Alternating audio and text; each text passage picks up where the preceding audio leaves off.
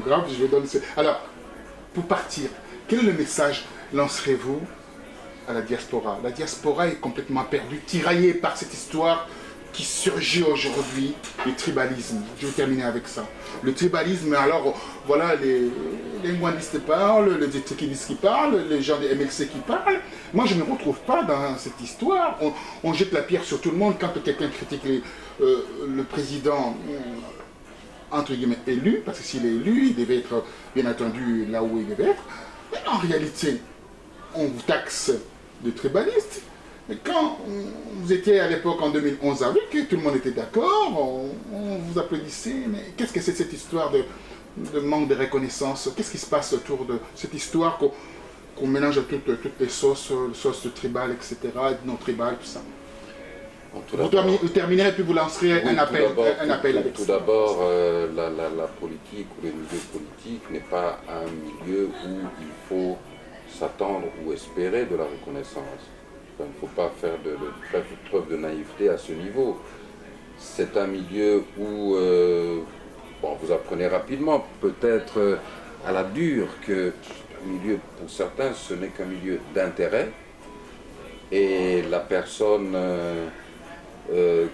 qui vous aimait hier peut vous haïr demain. La personne pour laquelle vous êtes sacrifié hier peut vous faire, comme on dit, un enfant dans le dos demain. Mais c'est comme ça que ça fonctionne. C'est pourquoi moi je dis que dans ce milieu politique, dans cette activité politique, il est difficile pour moi de dire que le fait qu'on parle très durement de vous ou d'une manière impolie de vous, que ce soit une insulte, parce que vous vous lancez dans une arène où en fait tous les coups sont permis. C'est un peu comme au stade. Lorsque j'étais président du Daring Club Motema Pembe en 92, qui a un nouveau patron qui va arriver d'ailleurs. Oui, monsieur Le Garda. Oui. Le jeudi, je me suis fait insulter. On a insulté ma mère. Vous savez comment les Quinois savent insulter les mères des gens. Parce qu'on avait connu une défaite. Et le dimanche, nous avions battu V-Club et le même public chantait pour moi Nzambe Aponio. C'est comme ça que les choses, que les choses se passent. Il ne faut pas non plus mettre les choses, comme on dit, out of proportion, hors de leur proportion et de leur domaine. Donc vous excusez Boketchou par rapport à son discours, quoi, en fait, en réalité. C'est ce que vous voulez dire? Non, je n'excuse pas Boketchou. Je dis d'abord, vous qui êtes de la diaspora, qui vivez avec Boketchou, nous sommes au pays, nous ne vivons pas avec Boketchou, mais vous savez comment Boketchou parle. Vous savez que Boketchou parle dans le secteur politique d'une manière très dure, qui pour certains, c'est insultant, manque d'éducation. J'ai lu beaucoup de choses.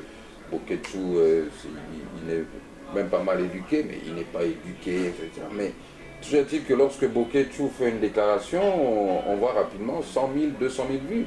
Quel est le politicien qui peut se targuer d'être suivi de cette manière? Donc, qu'on le veuille ou non, des personnes comme Boketchou, ce sont des leaders d'opinion. Des personnes que... C'est ce que j'ai dit dernièrement. Hein, donc, mais ce que je veux dire, c'est que quand on est en politique, d'ailleurs, vous verrez que... Est-ce que Etienne Tshisekedi a réagi? Non. Il sait dans quelle arène nous évoluons, d'autant plus que Boketchou a déjà eu l'opportunité de parler avec Etienne Tshisekedi. Tshisekedi était à Kinshasa, il était sur le téléphone, sur certains sujets. Et je pose une autre question. Boketchou a soutenu qui en 2011 et en 2012? Il soutenait Etienne Tshisekedi.